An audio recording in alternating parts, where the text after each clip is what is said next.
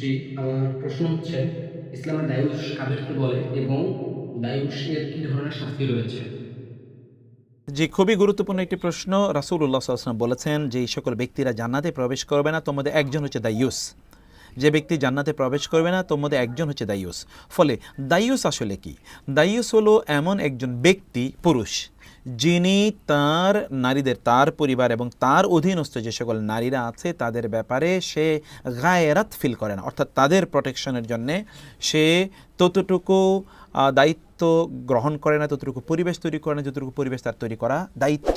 যেমন ধরুন, তার স্ত্রী অথবা তার কন্যা অথবা তার মা অথবা তার বোন, তাদেরকে তিনি পরপুরুষের সাথে মেলামেশা করা, উঠা বসা করা, কথাবার্তা বলা, যে কেউ ইচ্ছা তার ঘরে আসতে পারেন এবং সেখান থেকে তার স্ত্রীর সাথে অথবা তার মেয়েদের সাথে অথবা তার বোনদের সাথে কথাবার্তা বলতে পারেন। আর যার যখন তারা ইচ্ছা সেখানে তারা ঘর থেকে বের হয়ে যেতে পারে। সেখানে পর্দার কোনো বালাই নেই, সেখানে তাদের দিন দাড়ির কোনো বালাই নেই, সেখানে তাদেরকে ইজ্জত আবরু রক্ষা করার কোনো বালাই নেই। এই সকল ব্যক্তি তিনি এগুলো কোনোটাই তিনি নিয়ন্ত্রণও করেন না, কোনোটা তিনি প্রশিক্ষিত করেননি, এই সকল ব্যবস্থা তিনি করেননি।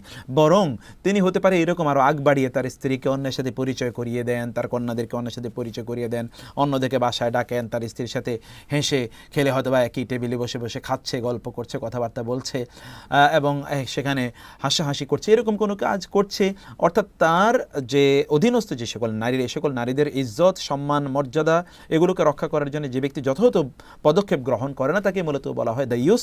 আর এই জাতীয় দাইয়ুসদের জন্যে রাসূল সাল্লাল্লাহু আলাইহি ওয়াসাল্লাম বলে তাদের জন্য জান্নাতে যাওয়ার কোনো সুযোগ নেই। এটি হচ্ছে মূলত দাইয়ুসের বিষয়।